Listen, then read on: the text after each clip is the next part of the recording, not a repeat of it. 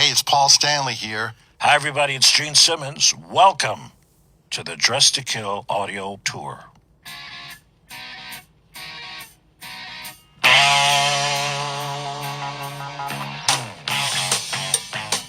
It's 1975, and Kiss are on the verge of something huge.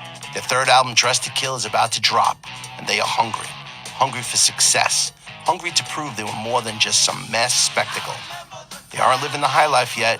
They're still grinding, still clawing their way up. In New York City, it's their playground, their battleground, their home. And right here is where some of the most legendary moments of their early career is going down. And who am I? I'm Russell Daneker, a diehard Kiss fanatic and walking encyclopedia of Kisstory. Born and raised in New York, I've spent my life chasing the echoes of Kiss through the city streets.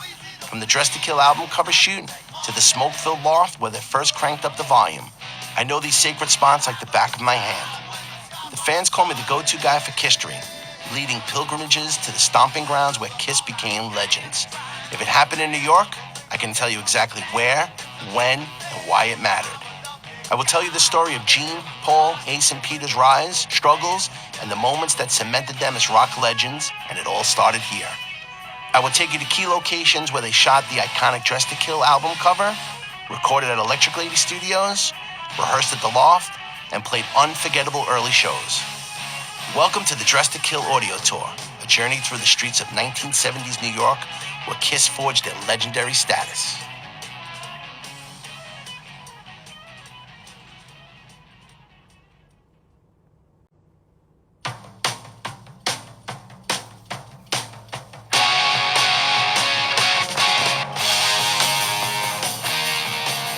It's October 26th, 1974.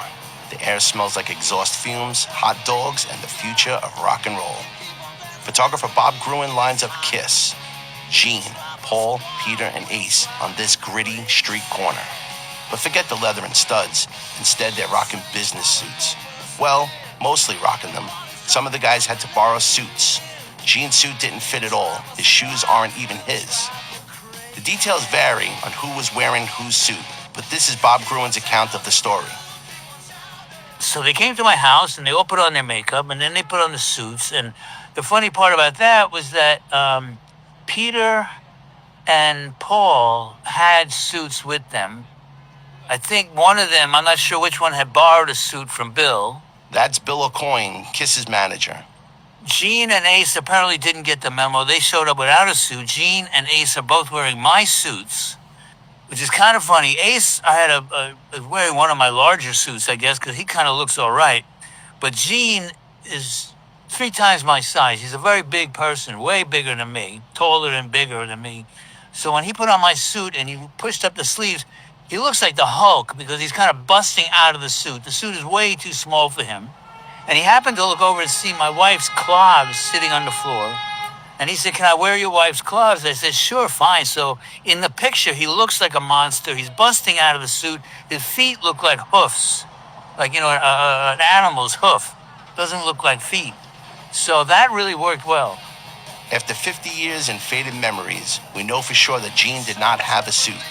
While Gene recalls borrowing it from Bill Aucoin and Bob recalls lending a suit of his own, the fact remains that Gene definitely did not have a suit of his own and was wearing borrowed threads. Then we came up out of the subway. I happened to pick that corner. It was just an afterthought, like, oh, let's take a picture of you on the sidewalk, start making plans. It's a funny picture because in the background, you can see a woman in a car who's like shocked and doesn't know what's going on. They were not known. Nobody knew they were Kiss. They were complete unknown as a band. So nobody recognized them in that sense. They were still very, very new. And you have to be more than a little weird to get attention in New York. We have a lot of weird people here. The shoot was originally for a Cream magazine feature, showing the band as everyday guys turning into rock gods. But when they saw the photos, it was lightning strike. They decided to use this photo as the album cover. The stark black and white contrast, the urban cool, the attitude, it was perfect. Cream liked the pictures a lot. The magazine came out in January. I didn't really think about it much, except because I did a lot of work for Cream. It was a nice article, and people were going to like it or whatever. I was on to whatever the next thing was when I got a call from Bill, and he said, "We want to use the picture for the album cover." And I said, "What do you mean?" He said, "Well, the picture of Kiss on the sidewalk, dressed up like that, we want to change the name of the album to Dress to Kill. We want to use that picture as the cover. So we want you to come back to Electric Ladyland and take a lot more pictures of us wearing those same suits, but at the control board, at the microphone, at the piano, acting as if they always wore those suits to record the album." Most bands choose a photo that's unseen. They never want to use a picture that's been popular. And Cream magazine was a magazine that a lot of Kiss fans would read. More than they would read Rolling Stone or some other magazine. They would read Cream because Cream was a fun magazine. Cream had funny captions. They took the joke about rock and roll, you know. The most amazing part was that the band saw it in the magazine and decided to use a friggin' magazine picture for an album cover. Nobody does that. That moment, that snapshot of four misfits standing defiantly in the chaos of New York, it became one of rock's most iconic images. Now go ahead, line up and take your own picture. Who'll be rocking whose pose?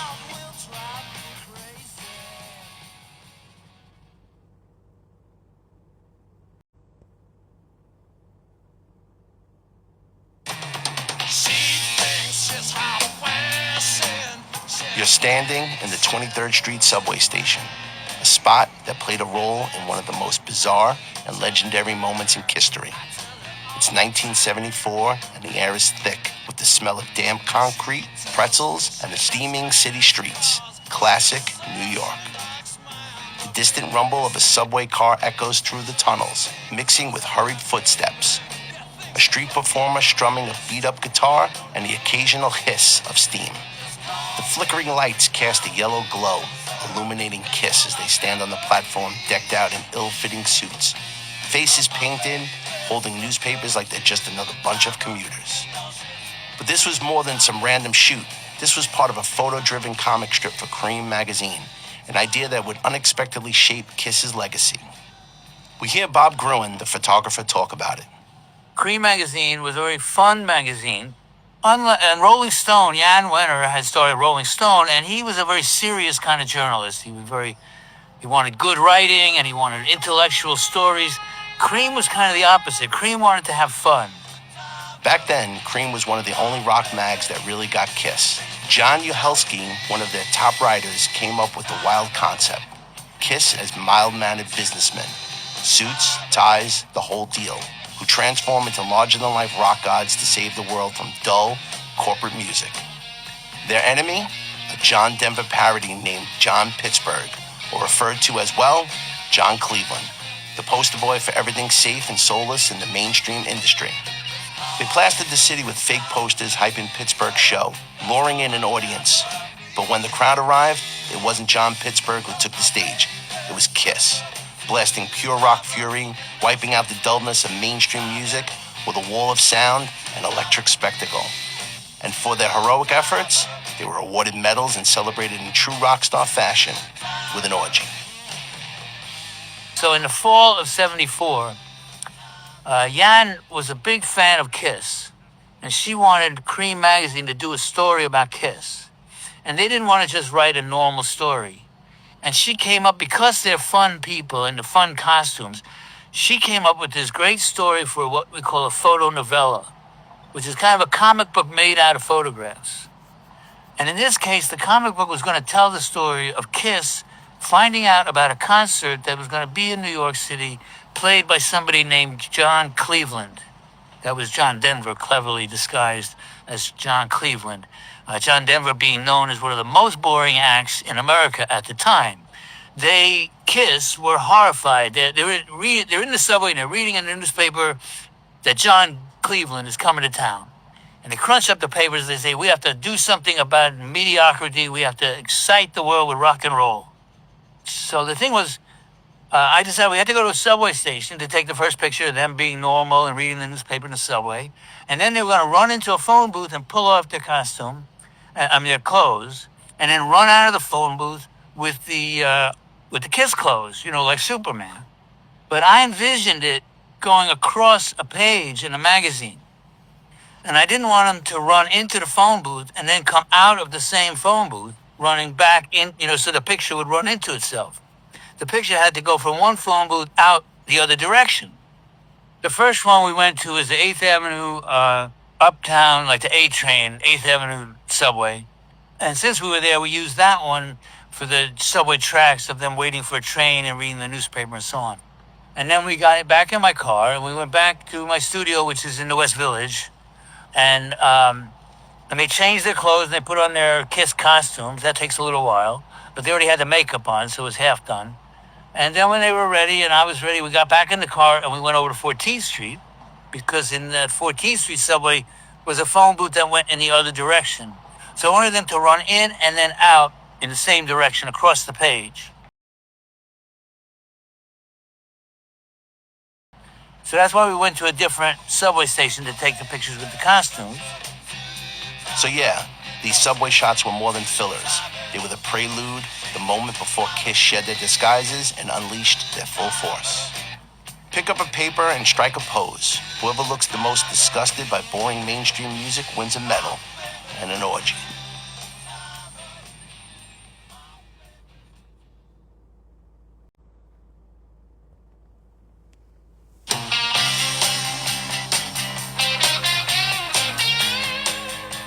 We're now at the 14th Street subway station, another key stop in Kiss Street. The smell of hot metal, stale beer, and electricity lingers in the air. Trains screech, steam hisses, and the city pulses around you. This was their third location for their Cream magazine photo shoot with Bob Gruen, and by now, Kiss has shed the business suits. They weren't playing mild-mannered anymore. They were full-on rock gods, ready to take on the soulless, safe sounds of the mainstream and that goddamn John Pittsburgh. We hear Bob Gruen, the photographer, again. The other phone booth was on 14th Street, going in the other direction. So we came back to my studio. They took off the suits. They put on their Kiss costume. I will say a very weird moment happened while that was going on because I was changing my film and taking care of my camera. And I kind of at one point felt a presence behind me. And I turned around. There was a giant monster behind me. And it was Gene. But it was Gene in costume with the top knot, with the heels on his boots. He was a foot taller than me and he looked like a monster. And he did not look anything like Gene Simmons that I had just been chatting with. Gene is a very, very funny person. He tells the funniest jokes nonstop, a kind of stream of jokes. When I turned around, I saw this giant monster and it was scary. And that's how much they transformed not just the costume, but the personality. He became this monster of Kiss. And Ace and Peter, all of them, they transform into this Kiss personality. And they're no longer that kid from the Bronx. It was very clear. It was frightening. And I remember the moment because it was like, whoa, what's that? It really scared me. And then we got back and I had like a Toyota station wagon from my mother-in-law. And we all climbed in. There is a very funny picture of Gene in the back of the Toyota, the rear part that opens up. Because we had four guys, the band is three big guys, and Sean was their assistant, stylist and personal assistant. And he came along. So there's like five big guys in the car and Gene, who's bigger than anybody. So he got in the back part, crunched up like that. And it's a very funny picture of him in the back of the station wagon. And then we drove over to 14th Street. And we went down into that subway. And we took more pictures of them, coming out of the phone booth was the whole thing at 14th Street. But then also coming up the stairs with the posters ready to and I think we took a picture of them putting a poster around a pole, like starting to spread the news. Nobody stopped to talk to them. No, they weren't known enough for anybody to ask for an autograph. There was no such thing as a selfie. Nobody stopped to talk to us. No, they didn't. We didn't get any harassment. People walked by us like, oh, a bunch of weirdos, so what? They're easy posers. They like having their picture taken. They have no objections. They're not shy. They love to just stand there and have their picture taken and look beautiful. They all feel beautiful and they all look that way in the photos. That's why it's easy to take pictures of them because they're always ready for a photo. They're not shy. They're not, oh, don't look at me today or don't take that side of my face. They're open. They're like, here I am. What do you want? And the Dress to Kill album brought Jan's and Bob's Cream comic to life. By 1975, Kiss had become the rock gods a comic had prophesized. And let's be real, probably lived out a few of those wild orgy fantasies too. So let's take some time, either breathing in the tasty subway fumes or when walking to our next stop to dive into the album itself and break it down. First out, Room Service. This opener sets the tone, a fun, fast rocker that screams 70s touring life. Cheap hotels, sketchy room service, and band antics on the road. It's Paul Stanley's cheeky way of documenting life on the road before the fame really hit. Two-timer. Gene Simmons steps in here with his signature swagger. The lyrics have that sarcastic, self-deprecating edge. He's singing about being cheated on, but it sounds like he doesn't mind much. Classic Gene. Ladies in Waiting, another Gene track. This one's a tongue-in-cheek ode to groupies. It's got a catchy groove, but feels raw, like something cooked up late at night in Electric Lady Studios, when the energy was high and the clock was ticking. Getaway. This one's Peter Criss's moment. He didn't write it, Ace Frehley did, but Peter's raspy vocals and punchy delivery made it his own. It's a fast, almost punky tune that adds grit to the record. Rock Bottom, a hidden gem. That opening acoustic part, that's Ace Frehley showing off his chops. Then it kicks into this hard-driving anthem that Paul Stanley makes soar. The contrast between soft and heavy, it's a knockout. Come On and Love Me. This track is Paul at his best. Confident, catchy, and just dripping with charisma. It's pure Kiss. Accessible enough for the radio, but with enough edge to keep it cool. It's no wonder this became a fan favorite. Anything for My Baby. Another Paul Stanley tune, and it's a quick burst of energy. Not the most memorable track, but it's got that upbeat, playful feel that makes the album flow smoothly. She, a holdover from their Wicked Lester days. This one's darker, moodier, and heavier. Definitely a standout on the album. Gene's bass lines shine here, giving it a slightly sinister groove. The band took what was a folky number in Wicked Lester and turned it into something much heavier. Love Her All I Can. Another song from the Wicked Lester vault. It's tight, melodic, and shows off Kiss's ability to balance rock riffs with catchy hooks. The harmonies on this track give a hint of their earlier influences, but it's unmistakably Kiss. Rock and Roll All Night. What can I say about this one? It's the anthem. Neil Bogart pushed them to write an anthem, and they delivered. Gene and Paul built it together. And while the studio version doesn't have the punch of the live recording that came out later, you can feel the beginnings of something huge. This song didn't just define the band, it became the party anthem of rock itself. The album as a whole. Clocking in at just over 30 minutes, it's a lean, no-frills record. Neil Bogart's production aims to streamline the band's sound, making it more radio-friendly compared to the heavier tones of Hotter Than Hell. Some tracks were written quickly, others reworked from older material, but together they captured the raw, ambitious energy of Kiss in 1975. It's short, it's sweet, and it's pure New York grit. My roots have always been in a fabled building in New York called the Brill Building, where Carole King and Jerry Goffin wrote, and Barry Mann and Cynthia Weil, and Jeff Barry and Ellie Greenwich. All the hit songs were written virtually by 6 or 8 people working in cubicles in a room where they had to turn out all the hit songs that were on the radio. And I've always thought more along those lines, which is melody, hook, an intro, all the classic elements of hit songs. But we were doing something much heavier, but our roots really were in that music that was on the radio and subsequently in the Beatles, because the Beatles really took that whole way of presenting and creating and took it to a new level or to a more modern feel. But their roots were the Everly Brothers and Little Richard and really a lot of the classics. So I think we were much more steeped in that than the idea of jamming for an hour or doing a song that lasted the side of an album. We liked Zeppelin and the Stones, but also the Beatles, most importantly for song structure, that there had to be a chorus, verses, bridges, and so on, instead of ethereal music without music like in movies. The music, you can't put your finger on where oh yeah, that's the part I recognize.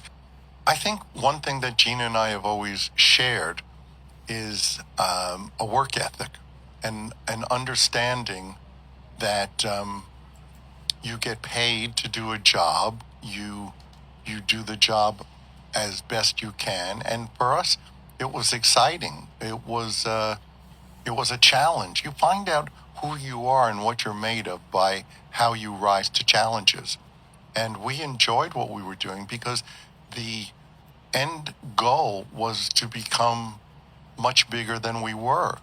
So for us to sit back and complain when we really were struggling to pay the rent is ridiculous. That's kind of a victim mentality. We were never victims, and we always saw ourselves as being challenged and rising to it.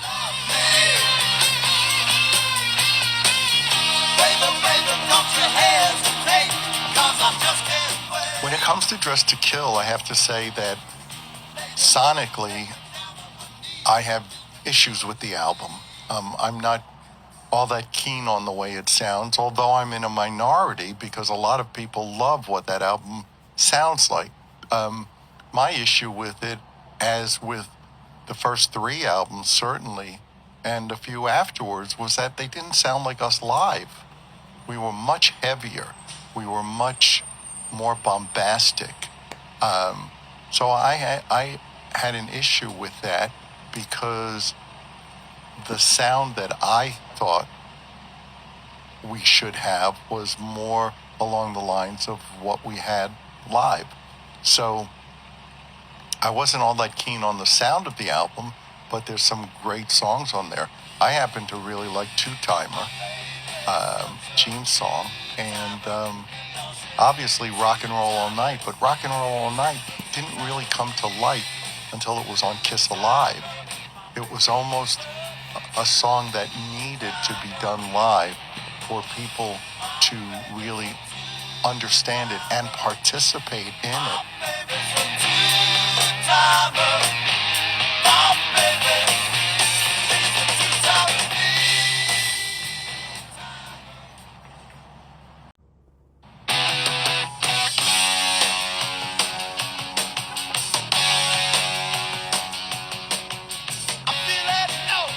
This is where the fire started. Welcome to the Loft. You want to talk about the birth of rock's biggest spectacle? You're standing on sacred ground. It's the summer of '72. Gene Simmons and Paul Stanley, fresh off of dumping their old band, Wicked Lester, need a new spot to cook up something bigger, something louder. They find it right here at 10 East 23rd Street, renting a loft from Jam Studios. They start out on the 4th floor, then move down to the 2nd, just by the fire escape. Was it fancy? Hell no. But it was the kind of raw, gritty place where rock and roll thrives. Paul Stanley tells the story. 10 East 23rd Street was and is an old building, and even though there was an elevator in the building, it was rarely available, certainly after hours. Once people who were working in that small building left, the elevator was out of use because there actually was the maintenance person in the building who was also running the elevator. So we had to walk up stairs, up flights to this room that we had, and there was more four-legged and furry little things running around than we usually saw because with the lights on, they stayed out. We wanted to soundproof it to some extent, so we put egg crates, the pressed cardboard that eggs usually sit in when you buy them. We hear Gene Simmons. And some of the egg crates still had cracked eggs in it. So, of course, at night, dinosaur cockroaches would come out. It was just an awful place. But we were creating something. It was rather bare bones. Gene slept there sometimes. I never did, but it really felt like a sanctuary. It felt like a refuge. It was a great place to create. Yeah, the loft was a magic place because it was $200 a month. And in those days, $200 was a lot, but I had a job. The rest of the guys didn't have a job. Ace sometimes would deliver liquor. He had a bicycle and a smaller wheel in the front with a thing, and he would deliver alcohol to people. Peter didn't work. His wife supported him. Being broke is putting it lightly. We're talking scraping by broke. Ace Frehley is literally driving a cab to make ends meet, and the rest of the guys aren't doing much better. The walls are thin, the air is heavy with sweat. The distant hum of traffic and an occasional siren remind them they are still in the heart of New York, a city that doesn't care if they make it or not. But inside these walls, it's theirs. The outside world disappeared, and all that mattered was the music. This is where the auditions went down. It is December 1972, and Gene and Paul put out an ad in the Village Voice. Guitarist wanted. Prior to Ace coming in, we were playing with Bob Kulick. And Bob was playing very, very well, but physically it wasn't going to work. And for us, that was just as important. We needed the whole package. We were playing with Bob, and all of a sudden this skinny guy comes walking in, almost tripping over his own feet, with an orange sneaker and a red sneaker. And he was the strangest human being I ever saw until we met him. He was very, hey, gotta talk like this. The fuck, what are you, a cartoon? And pretty oblivious to what's going on, plugs in his guitar and starts playing.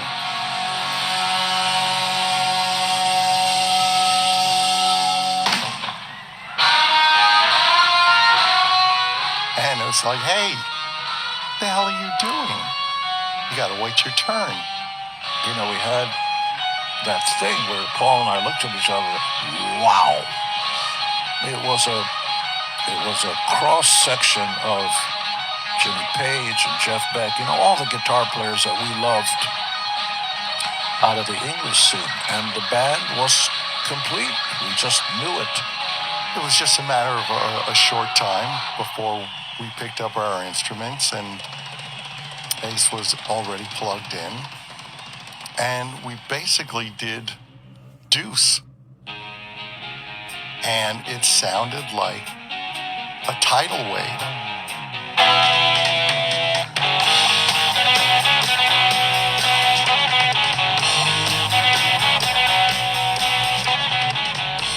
It just sounded so powerful and so unique.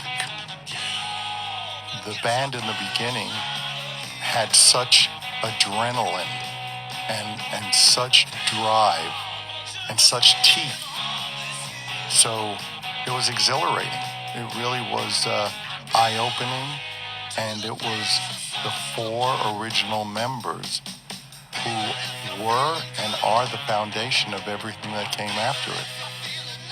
This is where they craft Strutter and Deuce, where they become the Demon, Starchild, Spaceman, and Catman, where they lay the foundation for what would become Dressed to Kill. This wasn't a simple practice space. This was their lab, their factory, their battleground. The loft ain't marked with a plaque. No tourist snapping pictures, but real fans know what went down here. If you're here, you're walking on Kistery. Kiss wasn't made in some corporate office or fancy studio. It was forged in this little loft, right in the heart of New York City.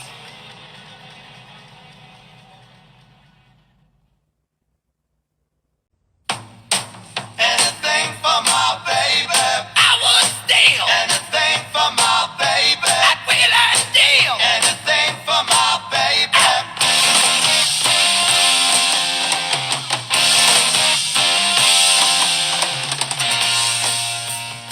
now in the lush Madison Square Park, just outside the Loft. In the 1970s, it wasn't as lush, more of a hobo and druggy hangout, really. So why are we here? Well, head up to the Roscoe Conklin Monument. Do you recognize the iconic photo you see in the media player? Yup, it's taken here. Can you position yourselves like the guys in the photo? Take a seat and let it sink in. And while you do, since we're about halfway into this audio tour, I figured now's a good time to lay out how Dressed to Kill came to be. It's early 1975, and Kiss are fresh off the Hotter Than Hell tour. They're in a rush. Their contract states that they need to release something within the next couple of months. It's time to get cracking. It starts in January when they hit Larrabee Sound Studios in Los Angeles to lay down the basic tracks for Anything for My Baby and Rock and Roll All Night. This is Paul Stanley. Interesting what we learned early on, or certainly I did as a primary songwriter, was that you don't wait for inspiration, you create it. I do remember early on complaining to somebody who was involved with the band and saying, I don't feel inspired. And he said, I'll show you your bills, you'll get inspired. And that was a wake-up call. Anybody can wait for inspiration to hit, but the talent is to be able to make something out of nothing. And I think some of our best work and my best work came from need, from having to do something. Gene Simmons continues. Neil Bogart, who was the head of the label, said, what you guys need on the album is an anthem. And we didn't know what an anthem was. He said, an anthem is like a football song that means something to the fans, that they can all sing along with, in a live concert or football. We went, oh. There was no such thing as a rock anthem. We needed a song that everyone could rally behind, a song that, in essence, was a musical statement of what we believed in and what our fans believed in. And I remember going to the hotel room with basically an assignment. And I sat with my guitar and I thought, okay, well, what is this in essence? And very quickly I went, I want to rock and roll all night and party every day. I had a song called Drive Me Wild, and I'll Drive You Crazy. And it was, and the inspiration was a Stephen King book that became a movie called Carrie. It was about a car as a female that became jealous of the guy and things like that. So I wrote a double entendre, as the French say. You drive me wild, like driving, but after you drive me wild, I'll drive you crazy. I had that line. And I went and knocked on Gene's door and I said, how about this? And Gene went, I have a song called Drive Me Wild. Wow, well, let's finish the song. And then he said, well, what about connecting that to the Drive Me Wild, I'll Drive You Crazy? That's part of what it's about. And we did that all the time. He would have a piece, I would have a piece, it'd stick it together, and boom, you got a song. And we put the two songs together, and that was Rock and Roll All Night.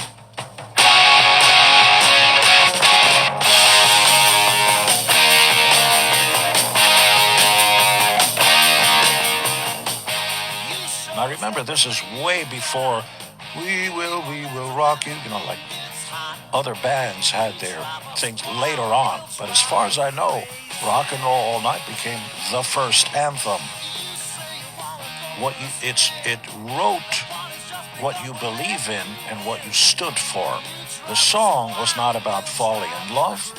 The song was not about the secret of life. The song was about the fans and the band. You drive us wild, we'll drive you crazy. Keep on shouting, you keep on shouting. I want to rock it. Let's all raise our fist in the air, celebrate life. It was a different kind of song. I wanna rock and roll all night and party every day. I wanna rock and roll all night and party every day. I wanna rock and roll all night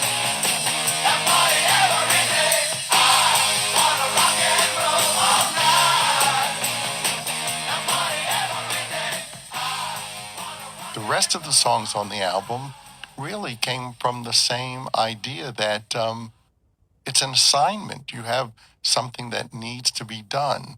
And I really think that that's where you find out the difference between the pretenders and the contenders. You know, the people who really have the goods and the ones who are going to sit around waiting for lightning to strike. Create lightning. In just a few short months, they will be done paying their dues in smoky clubs and mid-sized theaters. Instead, they will headline the biggest arenas, set off the loudest explosions, and play to sold-out crowds across the country, and soon, the world. So when you listen to Dress to Kill, remember where it comes from. Tiny rehearsal rooms, borrowed suits, and a dream that starts in the heart of this city. New York doesn't just shape Kiss, it's in their DNA.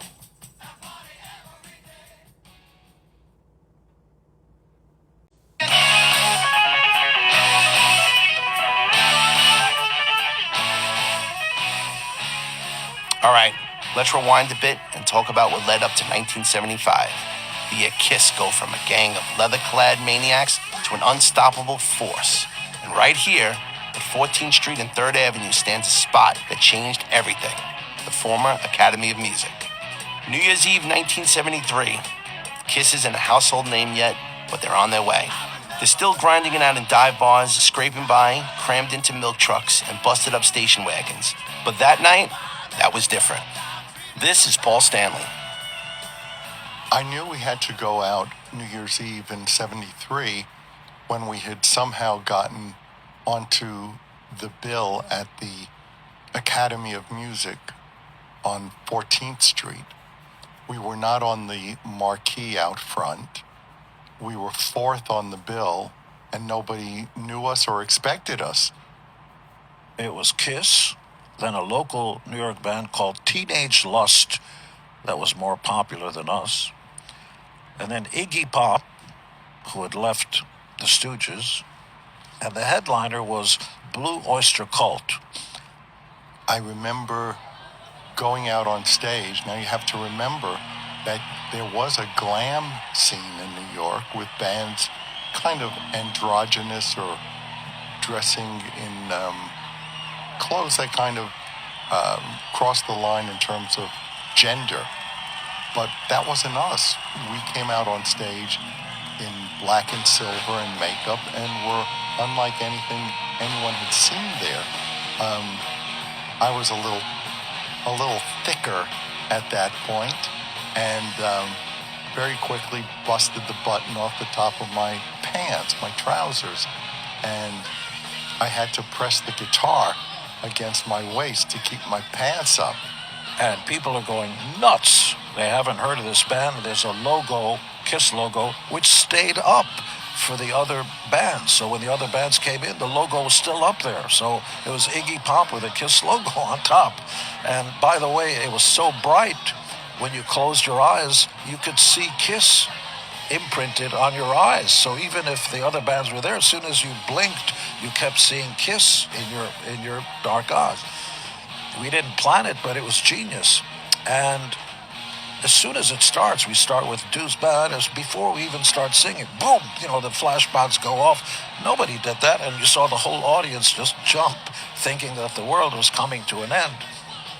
And of course, it wouldn't be a Kiss show without some chaos. We're doing 100,000 years, and you see one guy stand way above his seat, and I was supposed to throw the flash pod over his head, but for some reason it went straight. And it's like one of those freak houses, where you hit the duck and you just saw it hit him and he went over. And I got, oh my God. And at the end of the show, is he going to sue us, whatever? The door opens up and you see this guy, I swear he goes, wow, man, it was the most amazing. And as he's talking, he's high. The top of his forehead was melted above his eye like cheese.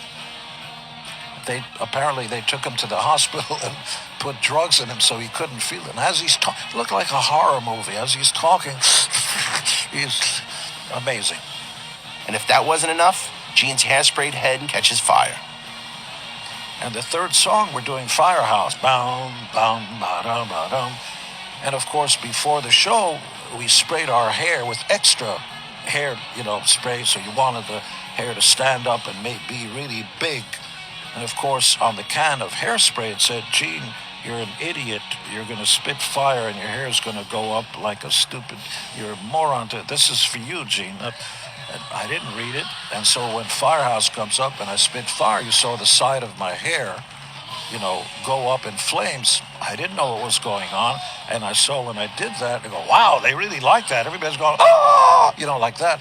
And one of the roadies comes out with a wet towel. I'm going, oh my God, we already have fans.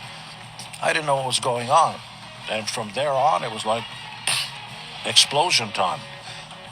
It was really kind of overwhelming because we had played a week before or whatever on a small stage, which was bigger than stages in clubs, but nowhere near what we were going to make our debut in a professional venue. I just remember thinking, my God, this stage is enormous. And secondly, I was thinking, keep your pants up. That night at the Academy was a statement. Kiss is here, and they aren't going anywhere. A few years later, the Academy of Music becomes the Palladium, the same venue where Eric Carr plays his first gig with Kiss in 1980. Years of history are literally infused in these walls. And here's the kicker. On New Year's Eve 1975, Blue Oyster Cult, the headliner only 2 years earlier, end up opening for Kiss. Not bad, huh? That's what you call a full circle moment.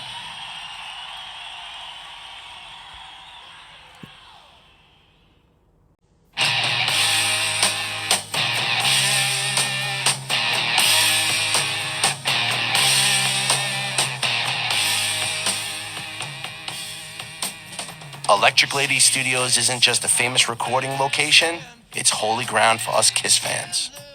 This is where, in February 1975, the band, battered by financial struggles, but fueled by sheer determination, records their third album, Dressed to Kill.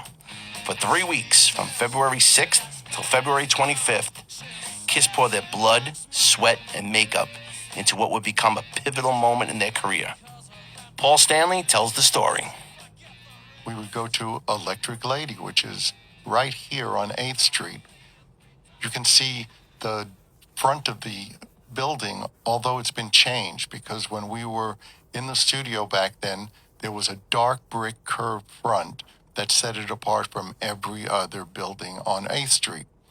It was a famed, very incredibly famous recording studio because Jimi Hendrix had built it, and everybody who was anybody had recorded there. Matter of fact, Gene and I had been there in our previous band, Wicked Lester.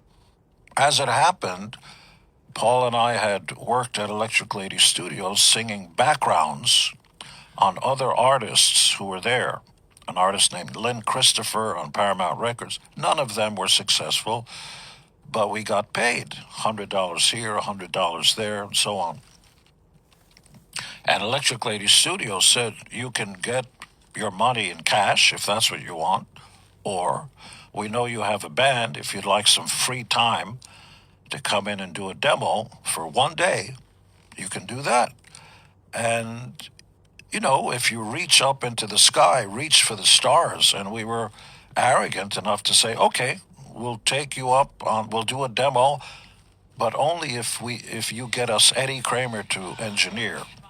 That demo tape cracks open the door to their first record deal, a massive leap for a band still carving out its identity.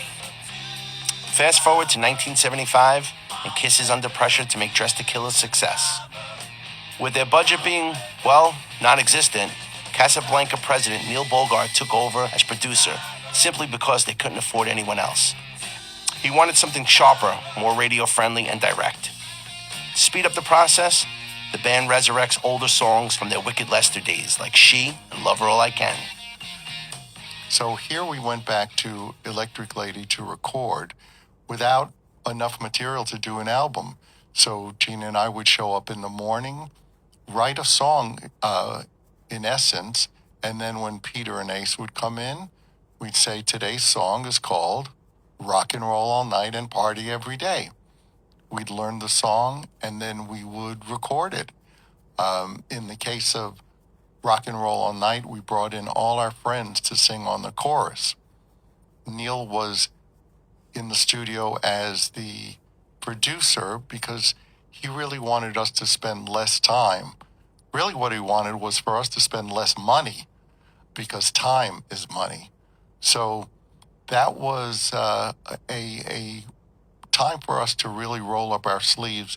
And I believe that that was our third album that we had done in about an 18-month period, which is unheard of. When we were recording Dressed to Kill, and in those days, we were constantly on tour. There was no vacation. I've never taken a vacation. Or you were in the studio recording. And in those days, we did 2 albums a year and toured 200 days out of the year. In those days, the records took 2, maybe 3 weeks to do, and you went right back out on tour. In fact, we had to work hard at getting enough songs to record because some songs weren't even written. We were rehearsing and we looked at the number of songs. We had 9. Well, we got to have at least 10. So I started to fool around with some chords and I had a title and we arranged a song I wrote called Ladies in Waiting right there. And within 2 days, we went in and recorded it. Not the best way to do it. And so when Dressed to Kill was finished, we sat back and listened to it. And the recordings were very, very simple. 2 guitars, drums, bass, very little overdubs, and just almost live. And technically not very hi-fi. It was lo-fi. The album came together in a hurry, so much so that some tracks skipped guitar solos simply because there wasn't time. I'm sure that the sound of the album and the feel of the album was the result of knowing that we were on a time limit and that we needed to get it done quickly and get it done right.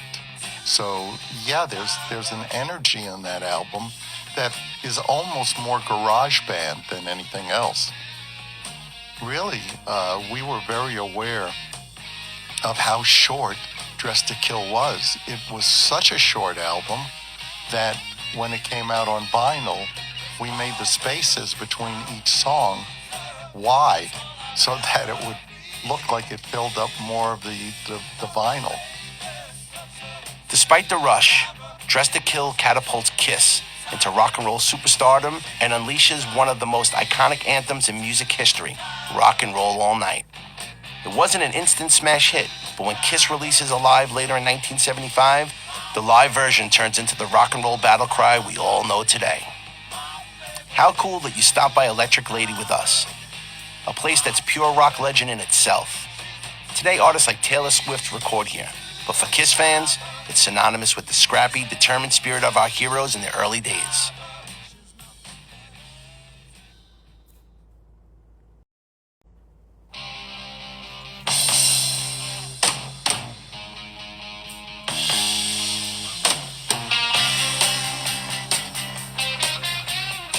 You've now walked the final steps of our Dressed to Kill audio tour. But before we wrap up, there's a few honorary mentions, just a short subway ride away. We dropped the addresses in the link section below because a Dressed to Kill audio tour without mentioning the Beacon Theater and SIR Studios, that would be like a Kiss show with no pyro. Either hit pause and check them out yourself, or kick back and soak in the last missing pieces right here. Let's start with SIR. After wrapping up recording Dressed to Kill at Electric Lady Studios in February 1975, Kiss moved straight to SIR Studios in Manhattan to rehearse for the upcoming tour. We hear Paul Stanley again. SIR, Studio Instrument Rentals, is a company with rehearsal studios all over the U.S. today. Back in the day when we started, it was virtually New York and San Francisco. And that was where we were rehearsing once we became fairly successful. The only problem was they banned us because we kept blowing up their amplifiers because we played so loud. So we had that dubious distinction of not being able to rehearse there until we started to become very successful, and then we were forgiven and allowed back in. And that's where we would rehearse. Right around the corner was a bakery that had great, what we call in New York, black and whites. They're black and white cookies. They're like a piece of cake, like a domed muffin with vanilla icing on half and chocolate on the other. So my first stop was getting a black and white cookie and then heading into rehearsals. This is where they honed their firepower. By early March, they're drilling their set list, perfecting every note, and sharpening their live show for what will be their biggest tour yet. The Dress to Kill tour is their shot at proving they aren't just a gimmick. And the set list? Surprisingly lean on new material. Only a couple of tracks from the album, like Come On and Love Me and She, make the cut. The rest is a battle-tested mix from their first two albums. And believe it or not, Rock and Roll All Night, the anthem that will become their signature, isn't even in the live set until May, months after the tour starts. Now let's move our gaze to the Beacon Theater on 2124 Broadway. March 21st, 1975. Just 2 days after Dress to Kill hits the shelves, Kiss stormed the stage at the Beacon Theater on Manhattan's Upper West Side. Back then, the Beacon Theater was a proving ground. For Kiss, this is their big hometown return, their first New York City show in a year, and boy, did they make it count. We quickly were building a very fervent and very rabid following in New York, and we wanted to do the Beacon Theater, which was a perfect place for us to play. All these classic theaters that were once vaudeville or movie houses were fantastic acoustically and had a great atmosphere to them. So we wanted to play the Beacon Theater, and we spoke with Ron Delsner, who really was the concert promoter in New York. He promoted everybody. Gene Simmons continues. Well, he was not convinced Kiss could sell out the Beacon Theater. We had no hit songs. Our albums were not gold records. Well, you can't do that because you're not selling enough. We said, no, you're going to do okay. So he reluctantly booked the Beacon Theater right in the middle of Manhattan, only a few blocks away, where a year and a half before then, we were renting out a hall to play live before a record contract, 2 years before. And the concert in New York sold out so fast, he said, you got to do a second show. Well, we couldn't, because the next day we were in Philadelphia doing another show, and our manager decided, well, you're going to have to do 2 shows on that day. So we got our makeup on, and you finish the show, and we're drenched. We had to run backstage. We probably had an hour and a half to dry off and fix the makeup because it would run, and go back and do it again with wet outfits. We wore full leather in those days. We didn't get a chance to dry anything, so when we had to get dressed, we would put a hairdryer inside our wet clothes to warm up the sweat and put those clothes back on. But that was great. You don't want to start off at the top, just like your first car should be a wreck. Your first car should be a piece of junk so that you can look ahead to what you want. If you start off with everything, I don't even think you appreciate it, and it won't last. We became significantly bigger almost overnight. So we were on a schedule on our itinerary of playing many nights in a row in different cities. And to accommodate the people who wanted to see us, we started adding second shows. The first time we did that was at the Beacon Theater. The Beacon is electric. This isn't the dark club scene Kiss had been grinding just a couple of years earlier. With its 2,800 seats, the Beacon feels like a giant leap. For fans, it's their chance to see Kiss own a bigger stage while still feeling up close and personal. For the band, This is Vindication. The same city that once shrugged them off is now showing up in full force. The set list is relentless. Dressed to Kill tracks like Come On and Love Me and She, alongside crowd favorites from their first two albums. And let's talk about the look. The business suits from the album cover, gone. This is full throttle Kiss. Makeup, leather, platform boots, the whole spectacle. Exactly what the fans came for. Pretty much every night before the show, I would say to our road manager, how are we doing? And what I was saying was, how are ticket sales? And I remember one night he said, we're sold out.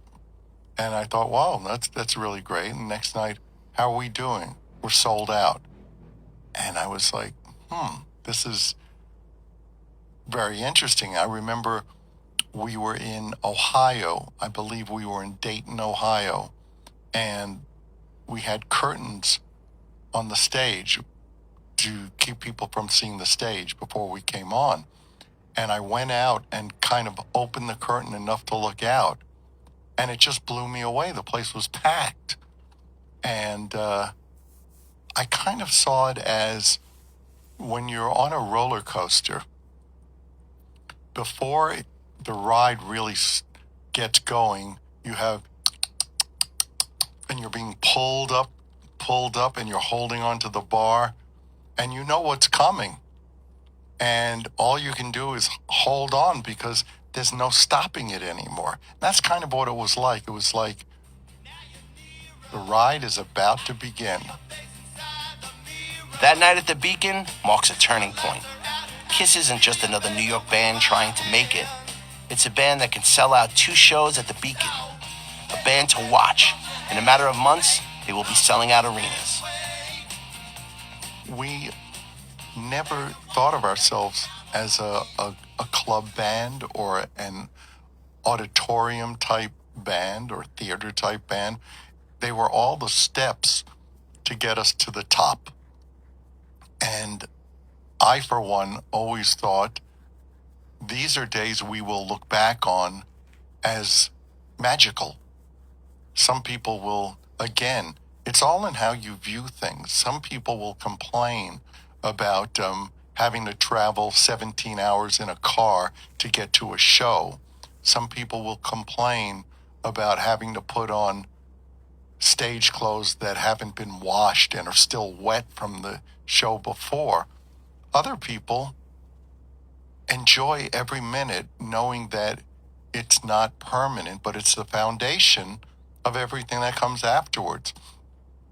It happened naturally like the original bands, not as a top 10 selling hit song, because there are many, many groups who had top 10 songs but couldn't pull tickets, didn't have singles. Led Zeppelin had no hit singles, but they could sell out any arena and a stadium. And there were bands that had top 10 singles and even number 1 single and couldn't sell tickets.